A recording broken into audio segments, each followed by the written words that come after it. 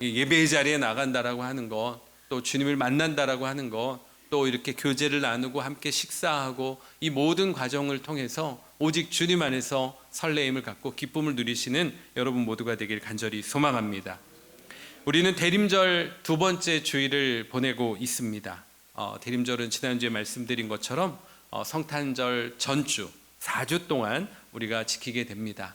2000년 전에 아기 예수로 이 땅에 오신 예수님의 그 탄생을 기대하고 기뻐하는 것, 그리고 다시 오실 재림하실 예수 그리스도를 고대하고 기다리는 그와 같은 절기입니다. 그래서 이 대림절의 특징이다 하면 딱 한 단어로 이야기합니다. 기다림. 기다림이라고 하는 것이죠.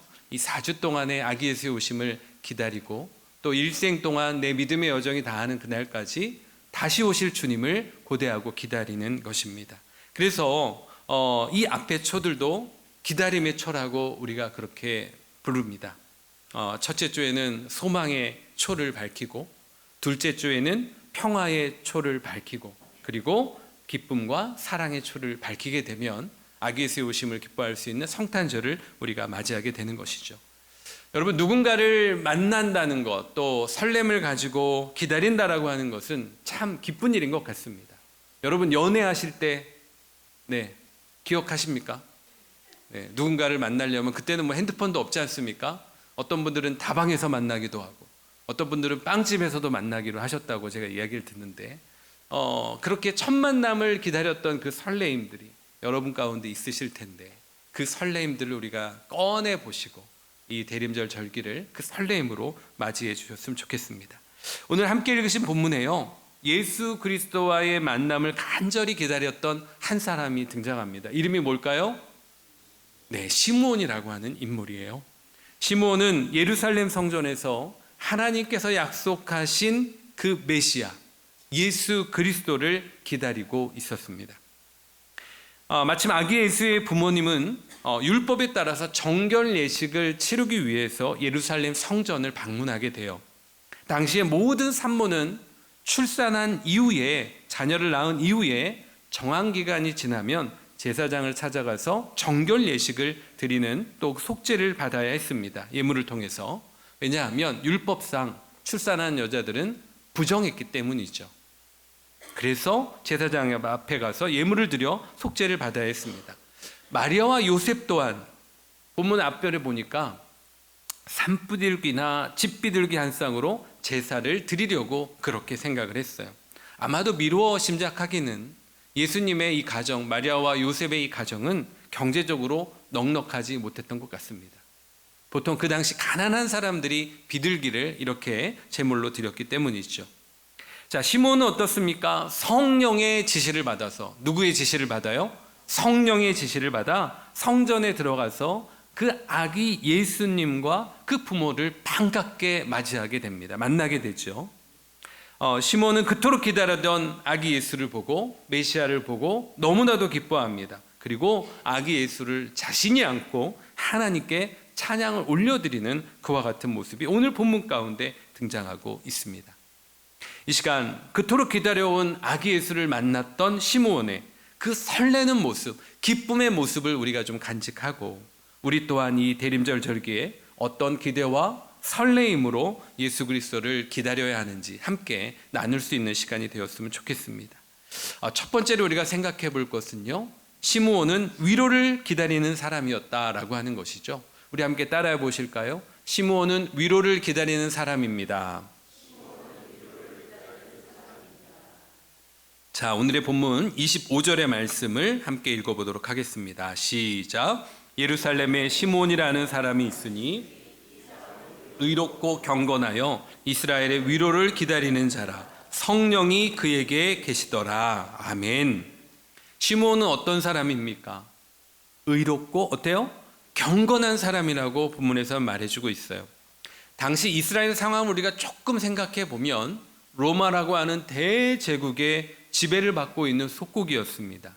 그래서 종교적으로 유대인들, 또 예수 그리스도를 기다리는 이 모든 유대인들이 박해를 당할 수밖에 없는 그와 같은 상황이었습니다. 그때 시므온은 이스라엘의 위로를 기다렸어요. 메시아를 기다리고 고대하고 있었다라고 하는 것이죠. 그런데 시몬의 위에 누가 계셨어요? 성령이 계셨다라고 그렇게 기록하고 있습니다.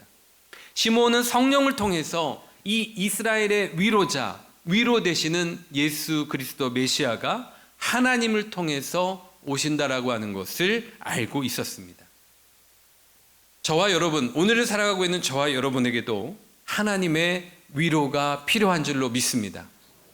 우리가 넉넉하고 모든 것이 평안하지만 우리의 심령 가운데 연약하고 공허함이 분명히 있죠. 그것을 위로하실 분이 오직 주님의 위로하신 분이다라고 하는 것입니다. 많은 사람들이요, 각자의 여러 가지 상황들로 인해 아픔과 또 슬픔과 고난 가운데 처해져 있습니다. 특별히 마음이 상하고 아픈 마음을 가지고 살아가고 있습니다. 우리 개인은 어떻습니까? 우리의 가정은 어떻습니까? 우리의 교회 공동체는 어떻습니까? 이 사회는 어떻습니까? 많은 아픔 가운데 우리가 삶을 살아가고 있습니다. 그 가운데 그 아픔을 맞이하는 사람들 가운데 하나님의 위로가 필요하다라고 하는 것을 우리가 잊지 않고 내가 받은 위로를 함께 나눌 수 있는 믿음의 공동체 성도들이 되시기를 축복합니다. 자, 우리 26절의 말씀 어떤 성령의 지시를 받았는지 함께 읽어보도록 하겠습니다. 시작. 그가 주의 그리스도를 보기 전에는 죽지 아니하리라 하는 성령의 지시를 받았더니 아멘. 많은 유대인들이 메시아의 오심을 예언대로 기다리고 있었어요. 시므온 또한 그것을 기다리고 있는데 나이가 많아서 이제 주님의 부르심 앞에 있는데 성령의 지시를 받아요. 어떤 지시입니까? 주의 그리스도를 보기 전에는 죽지 아니하리라. 그러니까 주님께서 부르시는 그 전에 바로 기다리고 있던 메시아를 만나게 될 것이라고 하는 약속의 말씀을 받게 되는 것이죠. 시므온은 이스라엘의 위로만 기다렸습니다. 메시아만 기다렸던 것이죠. 그런데 성령께서 말씀하시기를 그리스도를 보기 전에 네가 죽지 않을 것이다 라고 약속해 주신 것입니다. 곧 예수 그리스도, 그가 바로 시므온이 기다리고 있던 이스라엘의 위로자, 메시아가 된다라고 하는 말입니다.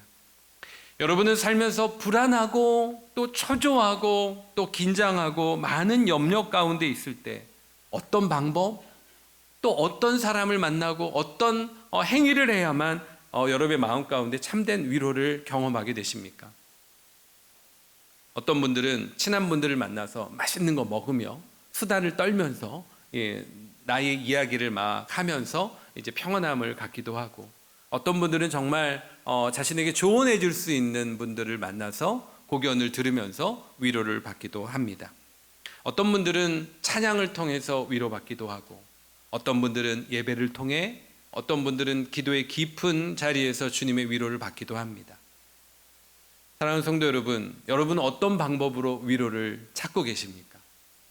세상적인 방법으로 또 사람을 통해 찾기보다는 오직 주님으로 인해 그 위로를 받는 여러분 모두가 되시길 간절히 소망합니다.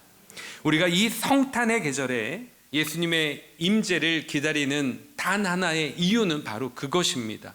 우리의 개인과 가정, 그리고 이 믿음의 공동체, 그리고 이 사회 전반에 필요한 위로는 오직 예수 그리스도를 통해서 받을 수 있다라고 하는 것이죠.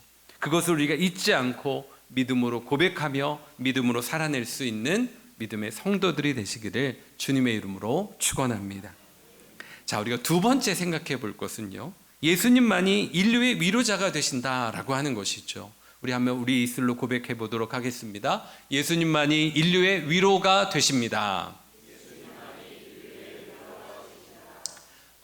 우리 가정, 개인, 공동체, 나라와 민족뿐만 아니라 온 인류의 위로가 되시는 분이 바로 예수 그리스도이시다라고 우리가 그렇게 고백을 했습니다. 자, 그러면 27절에 성령의 감동이 어떻게 인도하고 있는지 함께 살펴보도록 합니다. 27절의 말씀입니다. 함께 읽습니다. 시작. 성령의 감동으로 성전에 들어가매 마침 부모가 율법의 관례대로 행하고자 하여 그 아기 예수를 데리고 오는지라. 아멘. 그토록 고대하던 시므온은 성령의 명령에 따라 성전으로 들어갔는데요, 거기서 누굴 만납니까? 아기 예수를 안고 있는 마리아와 또 요셉을 만나게 되죠.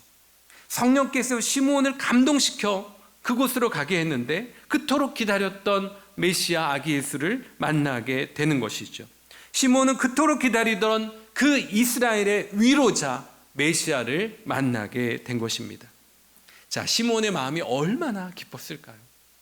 자신의 자식, 손자녀를 만나는 것보다 더 큰 기쁨으로 그 아기 예수를 품에 안고 오늘 본문에 보면 하나님께 찬양을 올려드리는 모습을 보게 됩니다. 우리 28절로 32절까지 시므온의 찬양을 함께 읽어보도록 하겠습니다. 시작. 시므온이 아기를 안고 하나님을 찬송하여 이르되 주제여 이제는 말씀하신 대로 종을 평안히 놓아주시는도다. 내 눈이 주의 구원을 보았사오니 이는 만민 앞에 예비하신 것이요 이방을 비추는 빛이요 주의 백성 이스라엘의 영광이니이다 하니 아멘. 시므온의 찬양의 모습을 한번 여러분 그 마음을 다해서 한번 함께 살펴보시도록 하겠습니다. 종을 평안히 놓아주시는도다. 이제 자신의 삶이 맞춰져도 여한이 없다라고 하는 그와 같은 의미이겠죠. 예수님을 보니 위로와 평안이 임했다라고 그렇게 고백을 하고 있습니다. 또 내 눈이 주의 구원을 보았습니다라고 고백을 하고 있어요. 이는 만민 앞에 예비하신 것이라고 하는 것이죠. 시므온은 이스라엘의 위로를 기다렸던 사람입니다. 그 나라, 그 족속의 위로만을 기다렸지만 하나님이 보내신 이 위로자는요, 이스라엘뿐만이 아니라 만민을 구원하시기 위해서 예수님을 예비해 두셨다라고 그렇게 찬양을 올려드리고 있는 것이죠. 그러니까 예수 그리스도는 이스라엘 백성들의 위로자가 아니라 이방을 비추는 빛이었다라고 하는 것입니다. 시몬은 당시 유대인들, 시몬뿐만 아니라 당시 유대인들은요, 메시아를 기다리고 기대했던 이유가 단 하나였어요.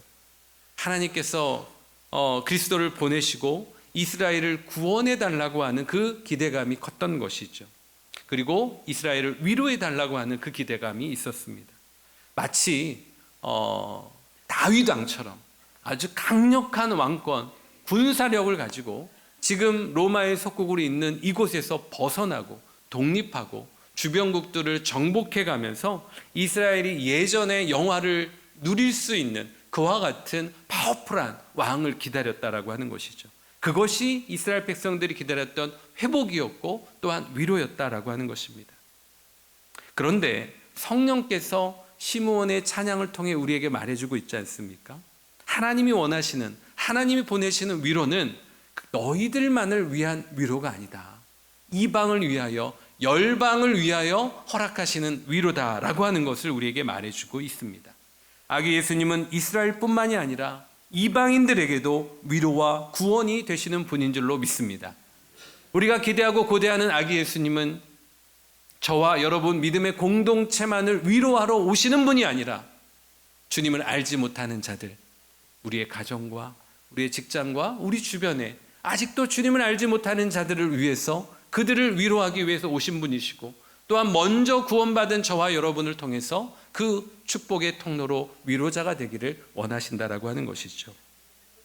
이미 구약시대에 이사야 선지자는 이방인의 받을 위로에 대해서 말씀하고 있습니다. 이사야서 42장 6절로 7절의 말씀 우리 함께 읽어보도록 하겠습니다. 시작. 나 여호와가 의로 너를 불렀은즉 내가 내 손을 잡아 너를 보호하며 너를 세워 백성의 언약과 이방의 빛이 되게 하리니 내가 눈먼 자들의 눈을 밝히며 갇힌 자를 감옥에서 이끌어내며 흑암에 앉은 자를 감방에서 나오게 하리라. 아멘. 이사야 선지자의 고백도 그렇습니다. 예수 그리스도의 구원은 이스라엘 안에만 국한되어진 것이 아니라 열방을 향하여 이방의 빛이 되는 것으로 우리에게 보여주고 있습니다. 만민과 이방인을 향한 위로와 그 구원이 예수 그리스도를 통해서 임할 것이라고 약속하고 또 그렇게 예언했던 것이죠. 많은 사람들은 자신의 위로를 위해서 다른 사람이 받아야 할 위로까지 가져가는 그와 같은 힘든 세상을, 사회를 우리는 살아가고 있습니다. 다른 사람을 끄집어 내려야만 내가 그 위치에 올라갈 수 있기 때문이죠. 그런데 하나님께서 원하시는 그 위로는 그렇게 다른 사람들을 끄집어 내리며 저들의 위로까지 빼앗아 내가 갖는 것이 아니라 내가 받은 그 위로를 예수 그리스도를 통해서 다른 사람들에게까지 전하는 것을 우리에게 원하고 계시는 것이죠. 그 구원을 전하는 그 위로가 우리 가운데 있기를 간절히 소망합니다. 예수님만이 우리의 위로자가 되신다라고 하는 사실을 기억하고 그 위로를 함께 나눌 수 있는 저와 여러분 모두가 되시기를 주님의 이름으로 축원합니다. 마지막 세 번째로요, 이제 우리가 위로자가 되어야 합니다. 우리 함께 따라해 보실까요? 이제 우리가 위로자가 되어야 합니다. 여러분 입술의 고백처럼 준비되셨습니까? 여러분들이 위로자가 되기에 준비되셨습니까? 우리가 거창하게 세계 열방을 향해서, 나라와 민족을 향해서 그렇게 위로자가 되기보다는 작게는 내 개인이 우리의 가정에서 위로자가 되기를 원합니다. 사랑하는 남편에게, 사랑하는 아내에게, 또 사랑하는 자녀들에게, 또 우리 가정에 또 사랑하는 부모, 형제에게 우리가 그렇게 위로자가 되었으면 좋겠습니다. 31절 32절의 말씀 함께 읽어보도록 하겠습니다. 시작. 이는 만민 앞에 예비하신 것이요 이방을 비추는 빛이요 주의 백성 이스라엘의 영광이니이다. 아멘. 제가 예전에 섬기던 교회에서 유치원을 운영하고 있습니다. 올해로 2024년으로 무려 100년이 됐어요. 놀라지 않으세요? 네, 유치원이 100년 됐다니까요. 교회에서 운영한 유치원이 이 나라에 이제 딱 2개밖에 남지 않았답니다. 교회에서 운영하는 100년이 넘은 유치원은 우리가 후반기에 목장 신방을 했던 것처럼 거기서도 이제 유치원 원장님, 권사님과 또 일하시는 선생님들, 직원분들이 좀 계세요. 교회 분들이. 그래서 거기도 이렇게 하나의 목장 그룹으로 속회를 만들어서 이제 전체 신방을 유치원에 가서 했습니다. 2층에 올라가면 아이들이 활동하는 큰 테이블이 있고 애기 의자가 있어요. 제 엉덩이에 반쪽밖에 안 오는 그 의자에 다들 이렇게 앉아서 삶을 나누고 또 기도 제목을 나눕니다. 이 가정은 이렇고 저 가정은 저렇고 아직도 남편이 돌아오지 못한 가정들, 기도의 제목을 나누면서 함께 위로하고 예배를 드리고 있는 그때 제 옆에 있는 한 집사님께서, 상황을 제가 너무나 잘 알죠. 남편은 또 이제 멀리 계시기 때문에 주말 부부로 있고 혼자서 어린 자녀 2을 키우고 있고 또 유치원에서 선생님으로 맡은 아이들을 챙기고 있고 교회에서는 유치부 교사로 또 성실하게 섬기고 계시고 쉴 틈 없이 사역하고 계시고 일하고 계신 것을 압니다. 왜냐하면 저희 집 둘째가 그 선생님 반이었는데 이 파일을 이렇게 보면, 활동 파일을 보면 아이들이 자는 시간에 얼마나 메모를 잘해주시고 사진과 활동을 이렇게 붙여주는지 지금도 그것을 보면서 굉장히 따뜻한 마음을 갖습니다. 그렇게 열심히 사역하고 열심히 주의 일을 감당하고 일을 하고 있는 그 집사님, 너무나 바쁜 가운데 있다고 말씀하세요. 그러다 제가 툭 던졌어요. 그러면 집사님은 언제 위로받으세요? 그랬더니 그 순간 정말 뜨거운 눈물을 흘리면서 그동안 먹먹했던 가슴을 눈물로 이제 쓸어내리는 것을 보게 됐습니다. 우리가 삶을 살아가면서 우리 주변에는 참 위로받기를 원하시는 사람들이 많습니다. 남자라고 위로가 필요하지 않을까요? 어머니라고 위로가 필요하지 않을까요? 우리의 삶 가운데 정말 우리 주변에 있는 분들에게 그와 같은 따뜻한 위로자들이 되었으면 좋겠습니다. 여러분의 표정과 여러분의 눈빛, 여러분의 언어, 여러분의 터치 하나로 말미암아 힘들고 어렵고 좌절 가운데 있는 그들이 정말 하나님의, 주님의 위로를 받는 축복의 통로가 여러분이 되시길 간절히 소망합니다. 시므온은 이스라엘의 위로를 기다렸다고 말씀드렸어요. 그런데 하나님의 계획은 무엇이었습니까? 이스라엘뿐만이 아니라 온 인류를 위한 예수 그리스도를 보내셨다라고 말해주고 있어요. 이방을 비추는 빛, 이스라엘의 영광은 모든 인류를 구원할 메시아가 그들을 통해, 이스라엘 백성들을 통해 나온다라고 그렇게 예언하셨고 그렇게 성취해 가시는 주님을 보게 됩니다. 그런데 여기서 그치는 것이 아니라 그들에게 주어졌던 이 영광이 그들을 통해서 흘러가야 된다라고 하는 것까지 우리에게 말해주고 있어요. 위로가 머무는 것이 아니라 흘러가야 된다라고 말씀해주고 있어요. 이스라엘이 이방을 비추는 빛이 되는 것이 그들이 갖는 주님의 영광이라고 하는 것입니다. 하나님께서 아브라함을 택하셨을 때 큰 민족과 이스라엘을 이루도록 하시는 것을 만민의 복이 되게 하실 것을 약속하셨잖아요. 창세기 12장 3절의 말씀 우리가 함께 읽어보도록 하겠습니다. 시작. 너를 축복하는 자에게는 내가 복을 내리고 너를 저주하는 자에게는 내가 저주하리니 땅의 모든 족속이 너로 말미암아 복을 얻을 것이니라. 아멘. 아브라함에게 이렇게 축복합니다. 아브라함을 처음 부르셨을 때 하셨던 말씀이에요. 너를 축복하는 사람에게 나 또한 축복할 것이고 너를 저주하는 사람에게 나도 저주할 것이다. 땅의 모든 족속이 너로 말미암아 복을 얻게 될 것이다. 이것을 바꾸어서 우리가 해석을 해보면 하나님께서 저와 여러분을 통해 복 주시길 원하시고 저와 여러분을 통해 모든 족속이 복을 받기를 원하신다라고 하는 그 메시지를 우리가 받게 되는 것이죠. 이것이 이스라엘 백성들이 누렸던 영광이고 이것이 저와 여러분 이 광염교회가 누려야 할 영광일 줄로 믿습니다. 어제 늦은 시간까지 새벽이 닿도록 이제 한 음악을 듣게 됐어요. 둘째 아이가 늦은 밤까지 자지 않고 제 방에 와서 음악 소리가 나니까 평상시 아빠 같지 않다고 음악을 듣고 있는 것을 보며 자기도 이 노래를 안다고 들어봤다고 그렇게 이야기합니다. 음악의 어머니라고 불리는 핸델을 여러분 잘 아실 것입니다. 핸델은 신앙생활은 했지만 대충대충 술로 인생을 달래며 공허함을 달래며 살아갔던 인물입니다. 어느 날 밤도 거하게 취해서 집에 들어왔는데 편지 한 통이 와 있었어요. 친구가 한 편의 시를 적어서 핸델에게 보내고 이 시로 작곡을 해달라고 부탁을 한 거죠. 그 시를 읽으면서 핸델의 마음에, 그 공허했던 마음에 따뜻한 변화가 오게 됩니다. 그 내용은 바로 이와 같은 내용이에요. 위로하라, 위로하라. 내 백성을 위로하라. 오 주 하나님이 말씀하신다. 주의 영광은 드러나고야 말리. 그 육체가 그 영광을 보리라. 아멘. 이사야서 40장의 말씀을 인용한 시였습니다. 핸델은 이 시를 읽으면서 자신의 죄악과 잘못된 신앙을 되돌아보기 시작했어요. 아니, 나 같은 사람을, 이 쓰레기 같은 나를 위해서 하나님께서 영광 받기를 원하신다고? 하나님께서 내 곁에 계신다고? 라고 하는 주님을 인격적으로 만나는 시간이 되었던 것이죠. 바로 그 순간 핸델은 자신의 감정을 악보에 옮기기 시작합니다. 무려 22일 동안 핸델은 이 곡을 만드는 일에만 몰두하게 됐어요.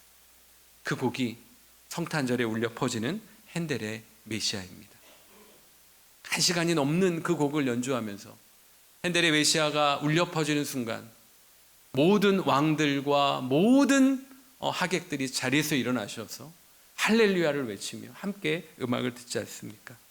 핸델은 자신을 통해 영광받기를 원하시는 그 하나님의 감격 속에서 이 메시아를 완성해 갔습니다.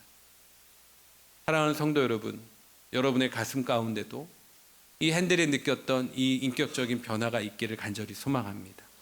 오직 주님 앞에 주님께서 나와 동행하시고 나를 변화시켰다고 하는 그 놀라운 은혜를 나눌 수 있는 여러분 모두가 되기를 간절히 소망합니다.